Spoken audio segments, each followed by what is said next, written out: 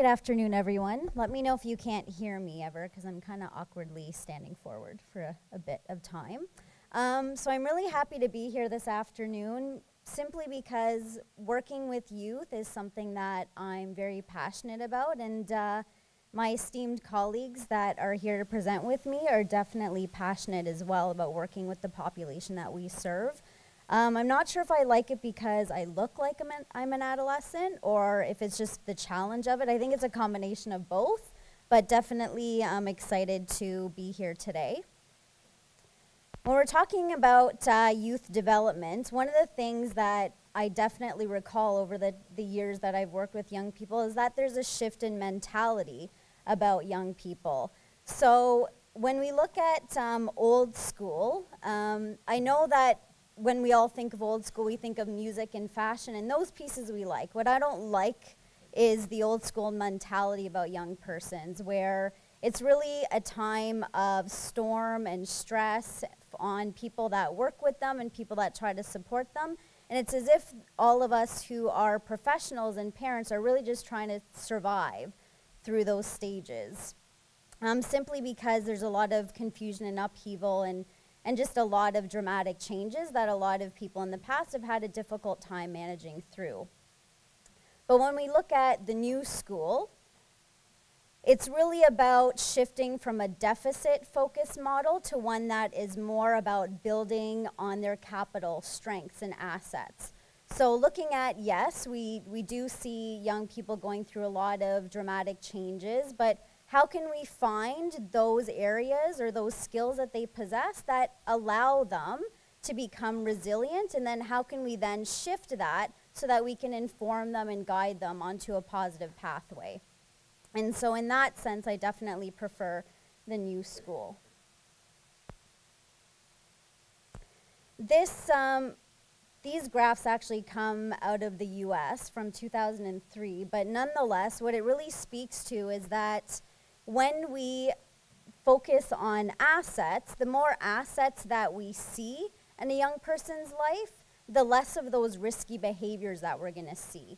And similarly, when we see more assets in a young person's life, that the more of those traits and positive cognitions that are more pro-social are obviously apparent in their lives, and obviously that really informs the kind of trajectory that they will end up on.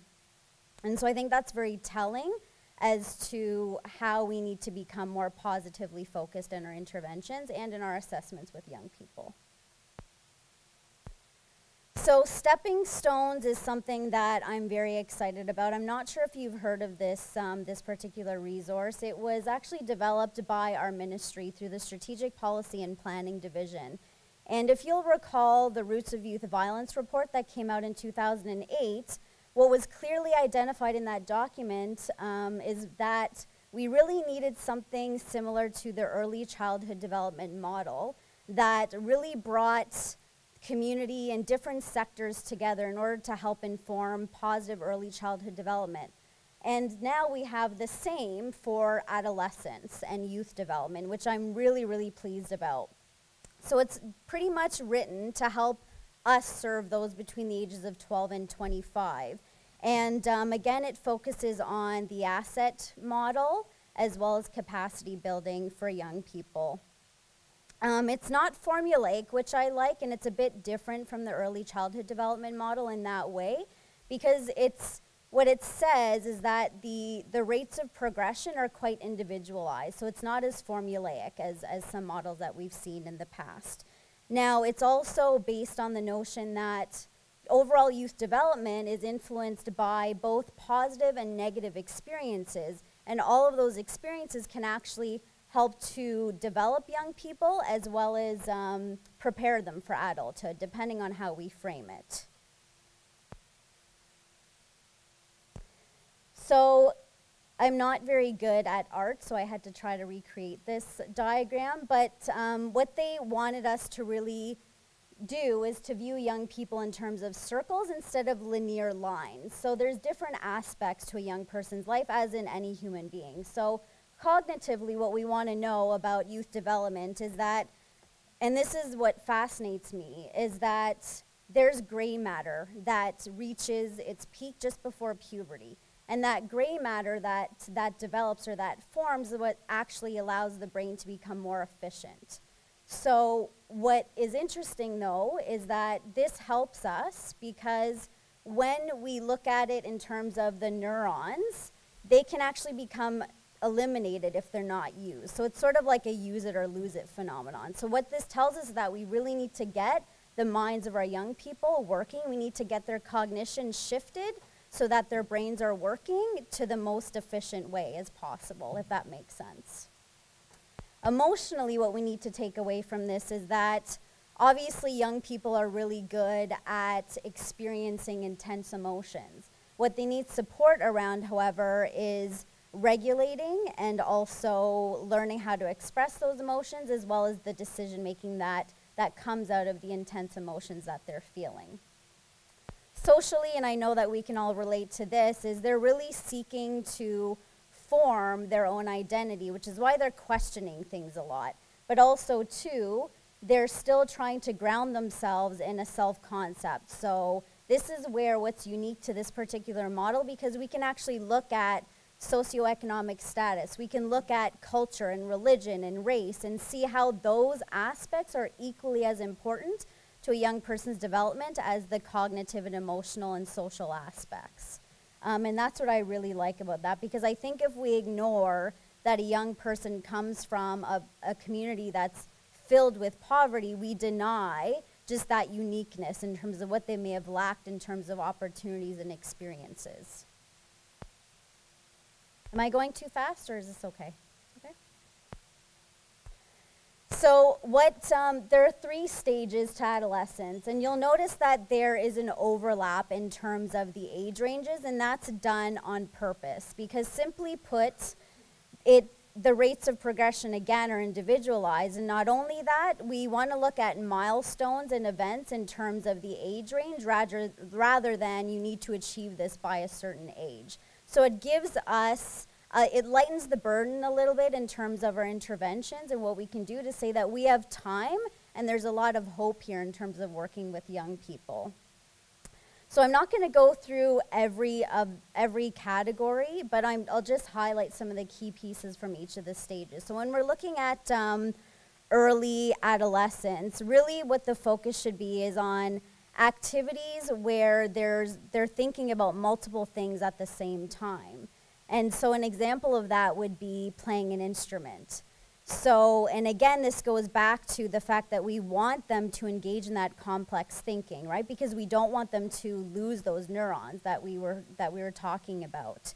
The other piece that happens is we want to provide them with analogies so that they can identify alternatives and alternative perspectives, as well as potential consequences to the choices that they're thinking of making. So again, we're going to teach them to stop and think first, because again, they're starting to feel those intense emotions, and we don't want them to react from that intensity. We actually want them to slow down and think and make an active decision that they're not going to regret, if that makes sense. The other piece that we can actually engage with around this is getting them to actually organize events. So a good example, and Ashley can definitely speak to this, is in the region of Peel, there's been a youth advisory council for a few years now. And any time there's an event in the region of Peel around youth violence prevention, those youth are engaged. And they're not just acting as consultants, they're actually planning the events, helping putting it on, fundraising and things like that. They're actually a part of it, and so they're engaging in those complex thought patterns that are required to put on events. With the adolescent stage, this is where delegating them into leadership roles is really important, because this is where they can actually start to process more complicated tasks. And this is where role modeling becomes very, very important. And when Josh comes up to speak, he'll definitely be able to highlight some of the ways that RMYC is able to subtly engage in that role modeling for young people, because I find that they're always watching us. And an example of this, and Josh hasn't even heard this story yet, so a couple of days ago, I decided to wear this bright orange turtleneck dress to work. And of course, I work on a male unit, and they're the ages between, I'd say, 14 and 20 on my particular unit. And so I walked onto the unit, and I didn't have my coat on, and all the guys just turned and just started staring at me. And it left a bit of a reaction, so I went back to my office, and I just kind of brushed it off. So then a young person who has a really good relationship with me came back to the office, and he said, and Josh will probably be able to figure out who it is, but he said, "You know, miss, I just want to tell you that you look really beautiful today." And so I sat in my chair and I said, "You know, you don't need to compliment me, right?" And he said, "Well, why are you reacting like that? Shouldn't you say thank you?" And I said, I could, but I honestly feel like your intention isn't the greatest, right? And this is where the role modeling came in. I really had to educate him around when you're thinking of engaging with females, if that's what your interest is, you really have to look at the intention and the way that you might potentially be making them feel. And we had this long discussion about how potentially, you know, when I walk onto a unit and these adolescent males are kind of gawking at you, I said you need to start thinking about the impact on the person that you're affecting, and so on and so forth. The other thing that's interesting is that they will often test us as adults and professionals, so they'll often trigger our anger. And in that particular conversation with him, I was saying to him, you know, I actually feel agitated by this. And I was speaking to him just like this, and he said, "But you don't seem agitated." And I said, "But I am." And he said, "But you're so calm." And I said, "Yeah, I can still be angry, and I can still express that to you in a respectful and calm way. And what I'm hoping that will do, and I guess time will tell, is that the next time he's triggered, he'll be able to see that you can actually make the choice on expressing yourself a little bit more calmly than you normally have chosen to in the past."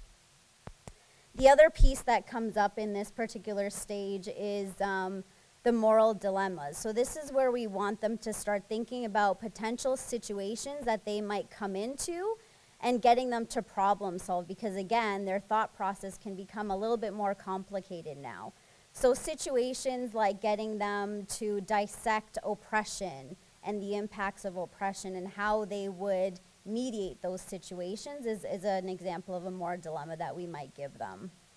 The other piece that comes into play here is getting them to set short-term goals, getting them to participate in those self-reflective activities. So what career path do you want to go down? What are your interests? And constantly getting them to think about their ambitions, because the more they think about that, the more meaningful those goals become, and it also naturally augments their confidence. And then finally, for early adulthood, this is where their cognitions become a little bit more refined. So instead of just the general life skills, we can actually say, okay, now focus on really coming up with a budget and strengthening their financial management, because they're really interested in this stage to become more financially independent.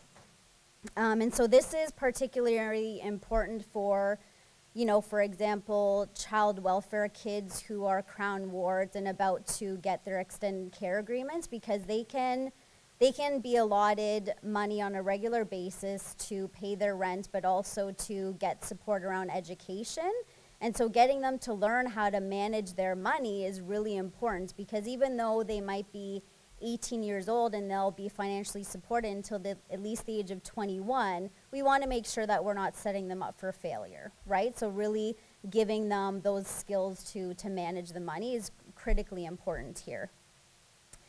The good news at this stage is that if there's a setback, we can quickly process that issue and get them back on track. And the reason for that is because they can actually, at this stage, walk you through their thought process. So they can tell you what they would have been feeling, what they would have been thinking, and that's a good opportunity, especially for clinicians and mentors that are coaching them, to plant new seeds of knowledge and then get them to then process how they would then, you know, respond differently to a situation or respond differently to a trigger that they're experiencing.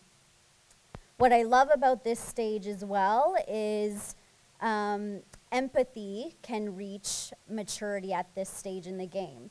And what that means, especially from a crime prevention standpoint, is victim impact can really be addressed here, because they can now step out of their own perspective and look at the experience of another. And that's where a lot of research talks about perspective taking and how it's important to get young people to not just consider their own, but know that there are other perspective and other lenses to any particular experience and situation.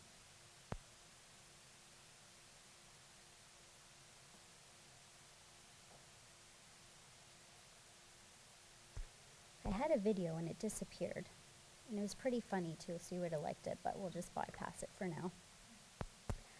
So what this essentially means for us is when I look at this slide, I mean, sometimes I can feel overwhelmed by it. There's a lot going on for young people because they're still trying to figure out who they are, you know, what they represent, and most importantly, they not only want to belong, but they need to belong to something.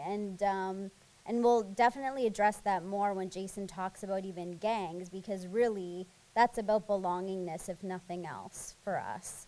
I think Stepping Stones definitely highlights the fact that there's a lot of hope with young people, because the research before, the academic evidence we had previously was that the most important parts of our brain, or those aspects, would be formed up until age 3. Now we know, obviously and clearly through research, that our brains continue to organize and adapt even beyond those years and right through to early adulthood.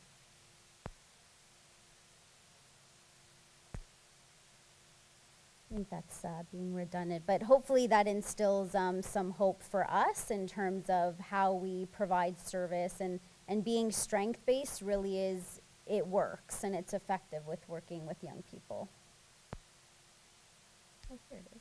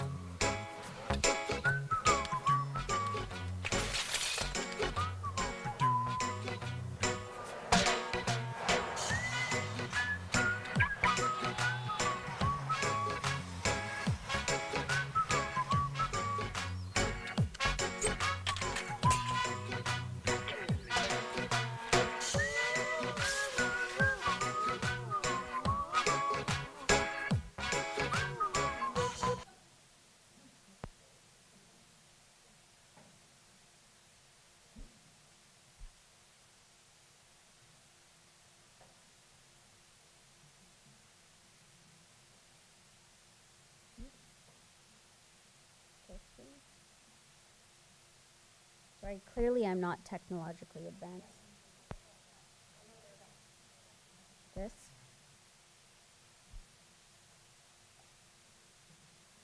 Yay, thanks everybody. So again, I think it's about shifting from a deficit model to any situation to one that's really strength-based and asset-focused and really focused on developing and building capacity in young people. And I think that's the most effective approach. And clearly the research is supporting us in that framework. So let's take a look at youth justice. I work at Roy McMurtry Youth Center, and I'm a social worker. And in our facility, there are 6 cottages. One of the cottages is female, and the rest are males. And so we obviously work with a lot of young people, and I know Constable Mills won't like me using this terminology, but they are of high risk or at risk. And so earlier this week, we had about 101 in terms of the admission population in our facility. And weekly, we have about an average of 60 youth admitted to the facility. So it's quite a lot of youth that come in and a lot of potential for us to affect change. And Jason will actually talk to you about the Gamma unit, because that's where we see most of our admissions. So from here, we see that the average age is 16. But really, I think we've even worked with youth as young as 12. all the way up to 20. And so we're really seeing a variance of those different stages of adolescence, which is exciting. But what it really, encourages us to do is to provide individualized services for young people, because otherwise it's not really effective. Obviously, given the YCJA and how our youth justice division works is through the assessment of risk and intervention, we're obviously going to get the most serious violent offenses, just because secure detention and custody is pretty intrusive and we're taking freedoms away from young people. And so definitely we're going to be looking at those serious offenses like anything from a murder 1 to an armed robbery, things like that. Administration of justice would be like your breaches failed to appears. Only my experience is that it's not the first time. What we normally see at this point, if they're being admitted to secure, it's because there's a pattern of those breaches and a pattern of, not showing up for court appearances or having a warrant out for their arrest for a significant amount of time. Definitely, again, this just shows that most of our offenses are of serious violent offenses.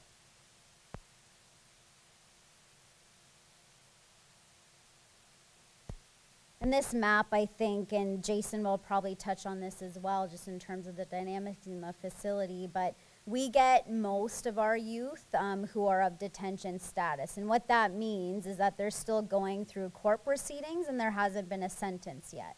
And so it provides some challenges to some degree in terms of how we'll service them and in terms of their reintegration planning, because 2/3 of them will be of high turnover in our facility. And then the other third are those kids who are sentenced and we know there's a start and end to the time that they're with us. Whereas the detention youth, we never actually know how long we have them. And so even though it poses a bit of a challenge, it's not impossible to get to know them and to assess them and to put some positive pieces in place to help service them. So when we look at young people coming into youth justice, we have what's called an R&R model. And this R&R model pretty much came to be after the mid-1990s. And prior to that, what we saw was a nothing works philosophy. So people just didn't really believe in rehabilitation up until this point. What the research then introduced is this concept that these people have completed or have carried out pretty significant crimes, but rehabilitation is possible so long as it's targeted and it's focused. And so there's 3 principles to this. And the risk principle is pretty simple. It has to do with recidivism. So if we look at recidivism, what we want to do is assess the level of risk, and we need to provide treatment that's proportional to their risk of reoffending.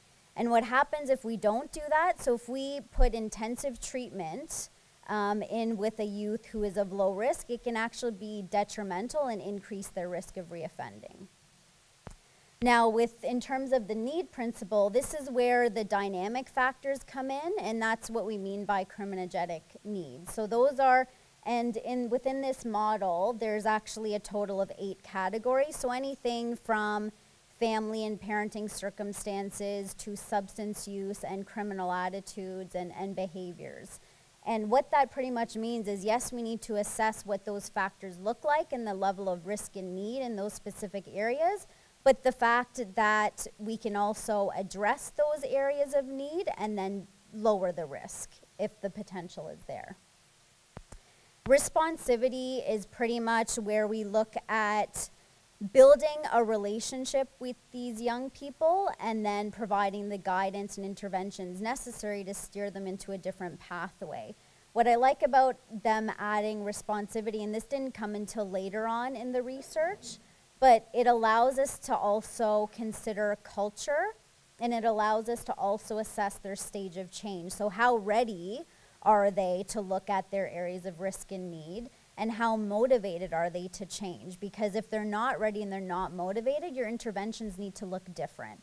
So, for example, if we have a pre-contemplative young person, and that just means that they're in denial that they have any problems, they're not willing to engage in anything, then our interventions are really about seed planting and psychoeducational approaches where we're just giving them information and we're going to slowly move them through our relationship building and the rapport to a place where they're more ready to contemplate change.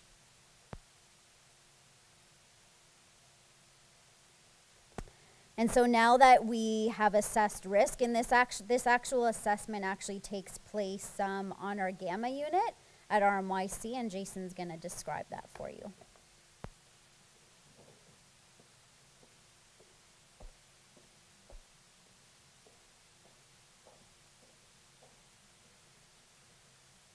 Good afternoon. I've been on the Gamma assessment unit since its creation. It wasn't created till July 2010, a year after we opened.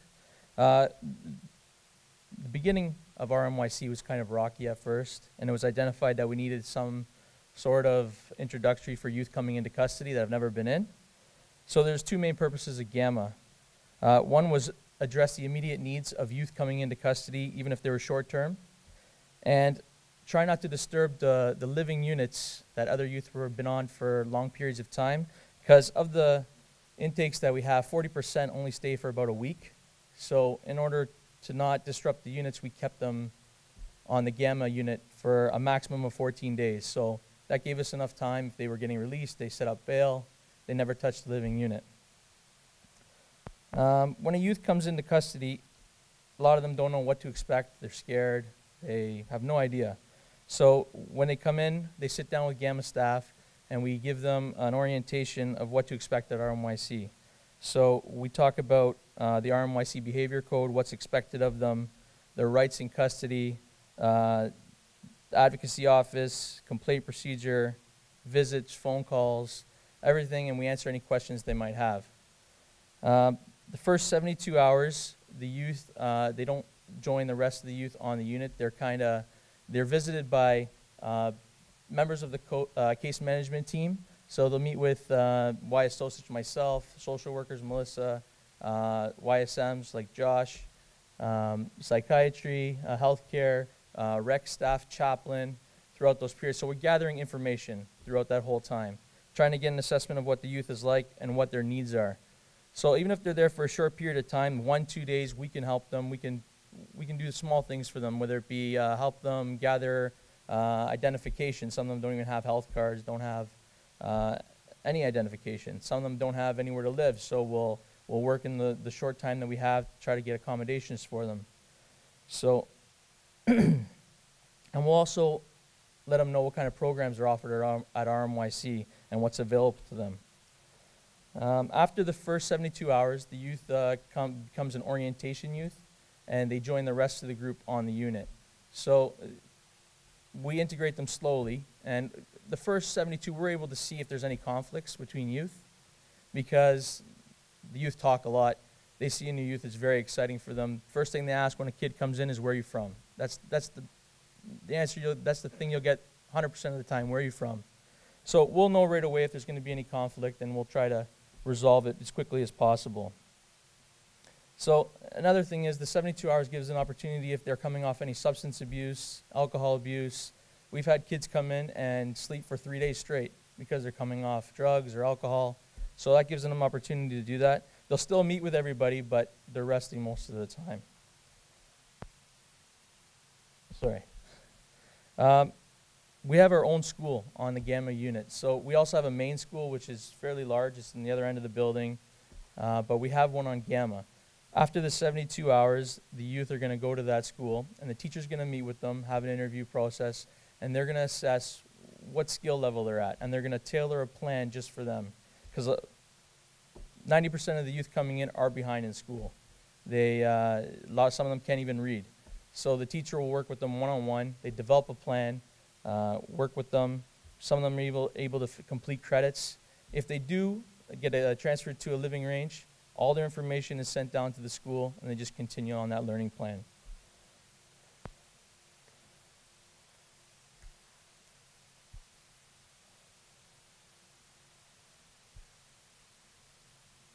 All right, so well, it depends on what unit you're on, which gamma unit you're on, but every week the case management team will meet and we discuss each and every youth on gamma. So the more members of the case management team present, the better. So we talk about the behaviors on the unit, how they do with routine, family contact, if we identify any substance abuse, any gang affiliation, just by talking to the youth, basically. Family circumstances are a big thing with the youth coming into custody for us. A lot of them come from single-parent families. A lot of them have family members who are incarcerated as well. Some are in the same facility. So family circumstances are a big place, so we try to document as much as that as we can, how much contact they have with everybody. As a gamma staff member, we keep very detailed notes on each and every youth. They're called observation notes. So every day, morning and night, we document anything that's significant with that youth. And it's very detailed, even if they attended program, what programs they attended, why they didn't attend if they didn't, how they did with rec, how they interacted with their peers, how they interacted with staff. Everything is documented. For the youth that are in the 72-hour portion of their assessment, theirs is a little more detailed. There we have everything, who they met with, what times, what they've asked for, if they've identified any needs. So when we come together in the meeting, we're able to discuss it as a team.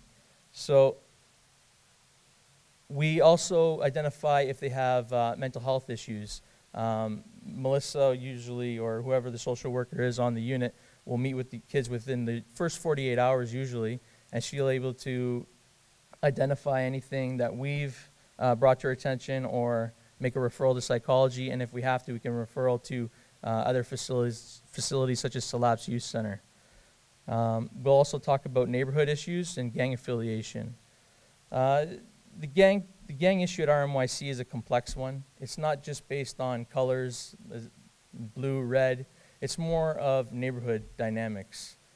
We have key areas that have the most problems, such as Rexdale and Driftwood. I don't know if any of you guys are familiar with those areas, but those two areas in our building cause a lot of conflict.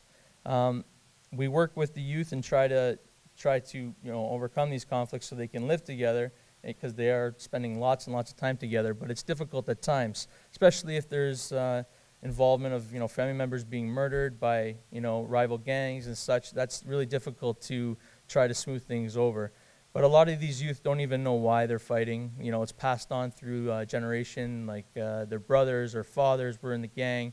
They don't even know why. They just say, oh, I'm supposed to be angry at these guys, but I'm not sure why. So we try to educate them and try to work different programs that have them work together and have some sort of, show them that you guys can actually do things together and violence would not be involved. So here's a statement here. The youth gang members are young persons who have met the limited success academically and have difficulty finding meaningful ways to organize their time. Affiliation within gangs meet the individual's youth need for power, affiliation, self-esteem, socialization, and what can be characterized as creating a feeling of family and sense of belonging. So we're seeing that more and more. They do it, they want to feel part of something. So at RMYC, we try to get them part of things that are positive. We have different programs. Melissa's one of the social workers who created a program when we were on a different unit together. It was called Sigma Beats. So what happened was actually a youth also helped develop the program. They record tracks because they all love to listen to music. These guys would create their own lyrics and they would record. We had a guy come in and professionally record their lyrics. We had some ground rules, no swearing, no talking about killing people, stuff like that. But it showed them that these guys were working with their rivals. They collaborated on tracks together, and we showed them that they could work together without it turning violent, and they could do things together. So it was a huge success, and we're hoping to do more programs like that. We also utilize community partners such as Astwood Strategy. They do a gang assessment where they'll come in and they'll see how the risk of, if a youth is involved in gangs. It's a questionnaire. They come in and meet with gangs. We refer them. So if we identify a youth that has gang issues or possibly ties to gangs, these guys will come and they'll do an interview with them. We also do partnership with other organizations like Breaking the Cycle, the Bail Program. Those people will also we can partner up with if we've identified a youth that's at risk in gangs and stuff, and that may be part of a gang, but we're not sure, or they are. We've identified it and try to get them out of it. The rec programs, again, just like the Sigma Beats was a program, but the rec programs, we do lots of athletic programs with them. Try to build qualities like teamwork and working with everybody. Try to work with the people they don't like. It's difficult at times. I'm not going to lie. We have lots of violence at times. Some of these guys can't get over their differences, but we're constantly working at it through restorative justice sessions with these youth. Some have been successful, some have not. The key with that, both parties have to be willing to do it. They have to be willing to sit down, willing to talk about their differences, and a lot of guys aren't interested, but some are. So the ones that are, we really do work with them. The mentorship, where I am, I'm in Gamma, and I only see them for a max of 14 days.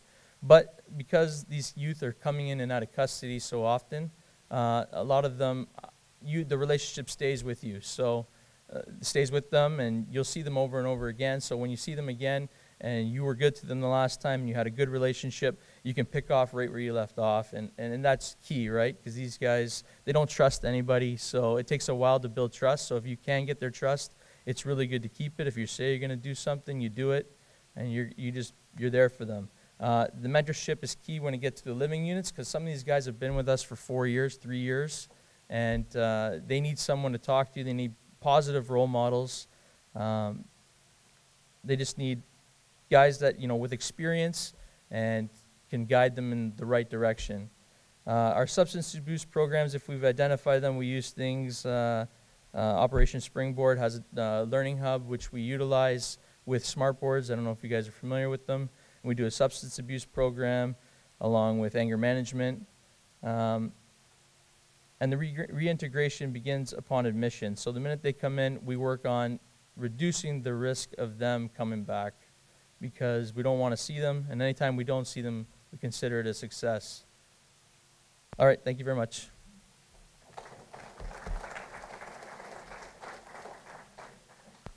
It's nice to be a part of something that is preventative, because by the time the youth come to us, we're very much reactionary to all the things that have happened to get them into the place where they finally are. And it's also nice to kind of be out of the youth center, because sometimes working within a detention jail type setting, you get very kind of tunnel vision in regards to your work, and you become disconnected to the partners in the community. The reality is, with the youth that we work with, the problems took place in the community, and with the way the Youth Criminal Justice Act is set up, they are going to be going back to the community more than likely sooner than later. So we have a real opportunity to possibly affect some change, although it's not preventative. There is a lot of work that we like to do. So for the most part, case management, I want to refer to something that Constable Milne said, is more or less social alchemy. We're taking all of the bad that these youth are bringing with them into custody, into detention, and we're doing our best to assess it and try to turn it into something that's good. The major that spoke this morning, I kind of like to come to these conferences and take little bits and pieces from what the different speakers have to say, but she was just talking in regards to how amazed she was about the things that we take for granted in Canada and the deficits and some of the issues that she experienced in Afghanistan. And I mean, my reality growing up is a world apart from the reality of 99% of the work that of the youth that I work with. And I have a very hard time, understanding or relating to some of the issues that they face. I think more importantly, though, what blows my mind is that they're living in the same country that I'm living in. They may not be in Afghanistan, they may not be in Iraq, but some of their neighborhoods are just as war-torn. Some of them have experienced just as much trauma as someone living in those areas. They experience death, they experience violence. As a teenager, experiencing and dealing with those issues, they're in need of a lot of help. There's something terribly wrong when a 14-year-old or a 15-year-old feels the need to carry a gun, to carry a weapon. it's just alarming. And it's a reality. It's an unfortunate reality. But I think as a society, whether it's because we just become desensitized to it, whether it's media, who knows what it is, but I think sometimes we just take it for granted that this is something that's extremely serious. So all that to say, I'm very happy to be a part of this conference. I like the idea that it's preventative, and I think that's along the right track. Unfortunately for us, we're dealing with a more reactive system in regards to something horrible has happened, they're taken out of society, and then we're stuck to kind of help them pick up the pieces and try to help them find their way. And I think that's the key thing, is that we really can't just do it for them. We're there to mentor, we're there to coach, we're there to, I guess, point out some key areas that we feel need to be addressed. But at the end of the day, it really does have to be a choice on the youth's part. And oftentimes, the greatest part of our work is getting to that point where they realize, you know what, I need to address this, I need to make some changes. So we work within a case management model, and I'm not sure if Melissa planned it this way to have different members of the case management team. I assume she did as a part of the presentation today. But I think that's a good kind of, briefly outlines the model that we work in. So there's no one person that's working on an island or that's left with all the responsibility in order to address the issues and assist the youth. We have a multidisciplinary team. So myself as a youth service manager, I kind of oversee the living unit, the different things that happen there. Primarily, I supervise the officers, but I'm also there to supervise the youth and supervise their individual cases. The social worker acts as the case coordinator. They're almost the hub in the wheel that we'll get to in the next slide. But more or less, they do a lot of the contact work and the liaising work with probation, family, different community agencies that may already have involvement with the youth. And then obviously there's the individuals that work within the building, youth service officers, psychologists, social workers, recreational staff. But all these individuals kind of come into play, family members, whoever's involved with this youth, we all come together and we all do our best to brainstorm, put the different pieces of the puzzle together, because it really is a puzzle that we're trying to fix. Something horrible's happened, something has gone wrong, and we're all trying to do our best to kind of create the overall big picture and create the overall solutions to try to address what those needs and what those issues are.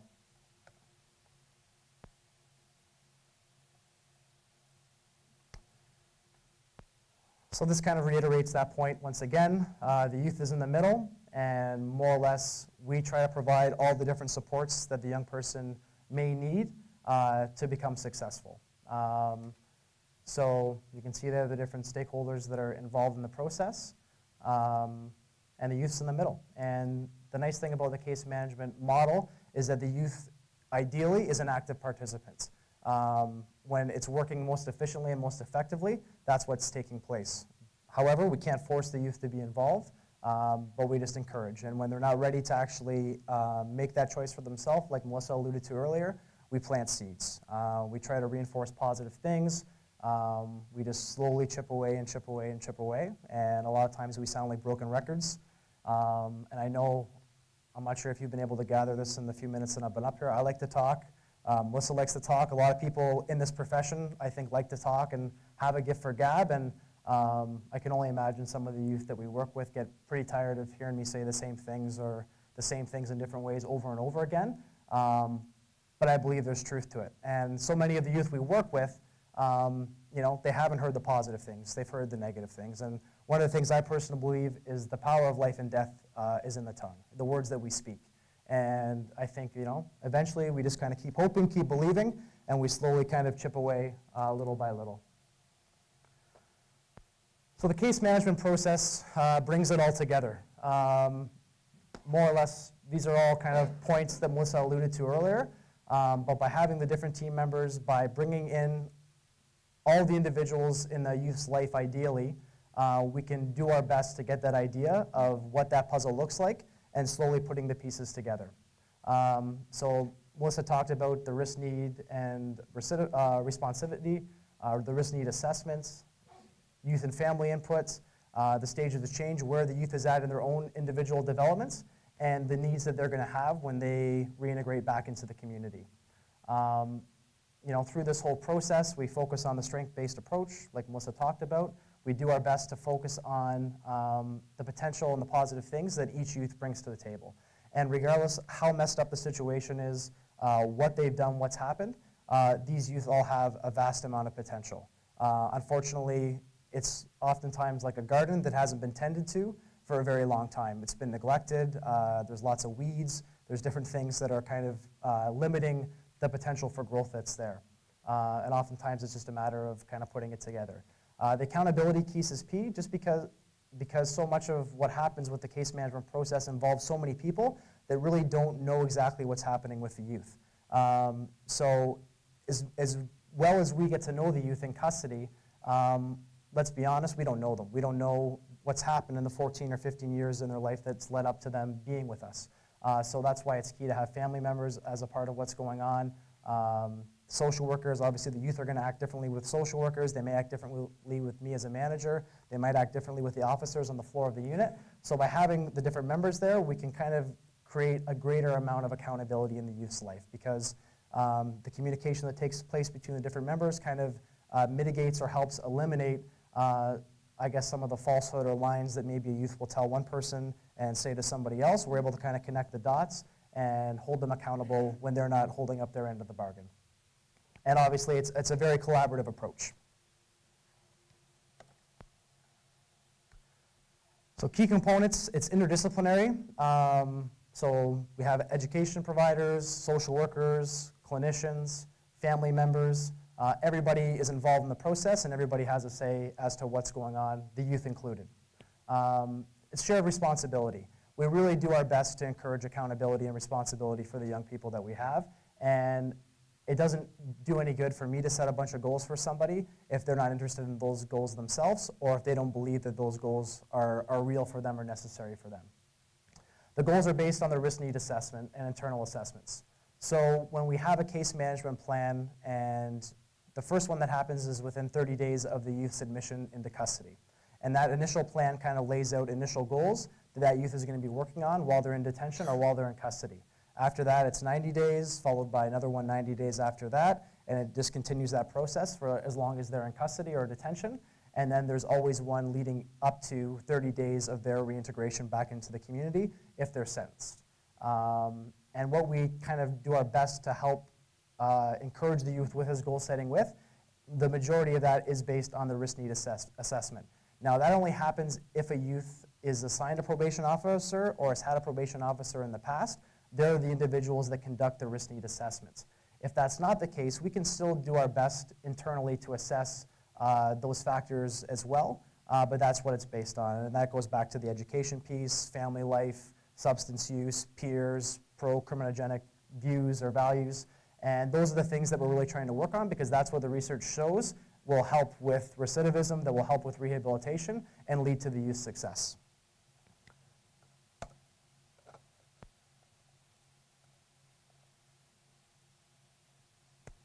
And finally, the case management is only successful as a team. It very much is a team approach, and I think for most of us, I'm not sure what the different professions are that are represented in the room, but I think we can all be honest, most of us aren't going to get rich doing this kind of work. So if that's the case, why do we do it? Why do we do the work that we do? For me, I think that there's integrity in it. Systems aren't perfect. Governments aren't perfect. There's always going to be things that break down.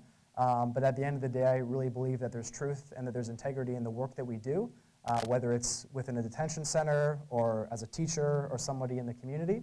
And it's pretty amazing to get paid to help people and try to make a difference and make your community and make the world a better place. And that, is my motivation. And it's fantastic to be working with other people that also have that kind of same approach in the work that we do. So I know due to time, I kind of flew through that really quickly. I think there's a video.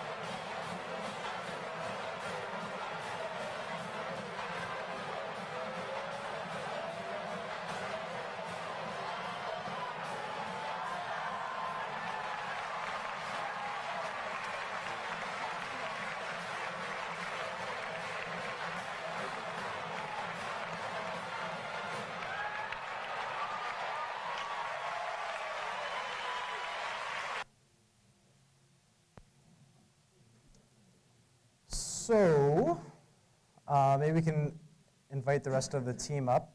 Anyone have any questions in regards to anything that was brought up? Yes, miss?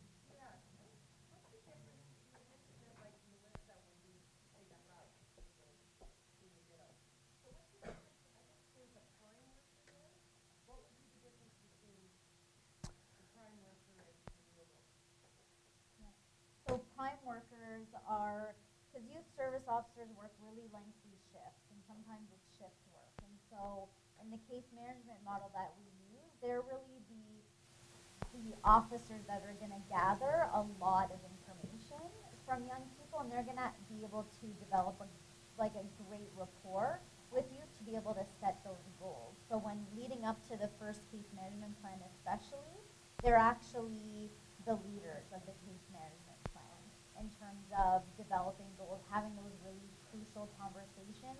And the social workers are the ones that do the scheduling and liaising with family, probation, and community service providers, and help to facilitate the reintegration planning throughout that process.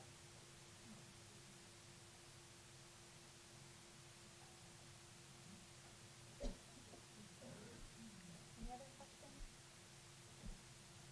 Great, thanks. Oh, yep. Oh, sorry.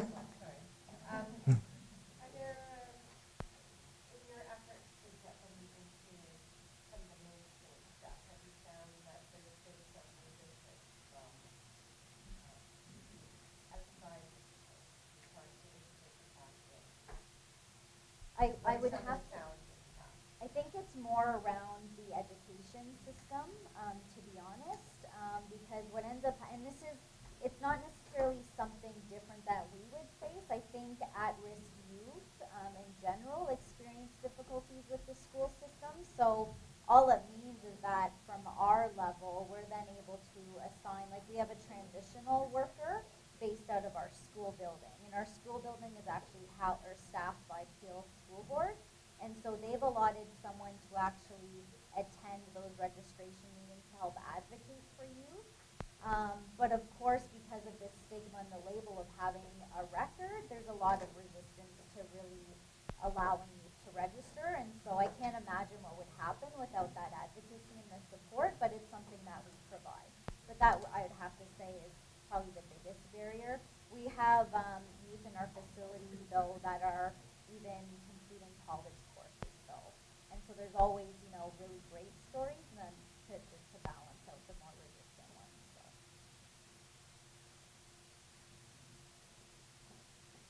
Thank you. Thanks.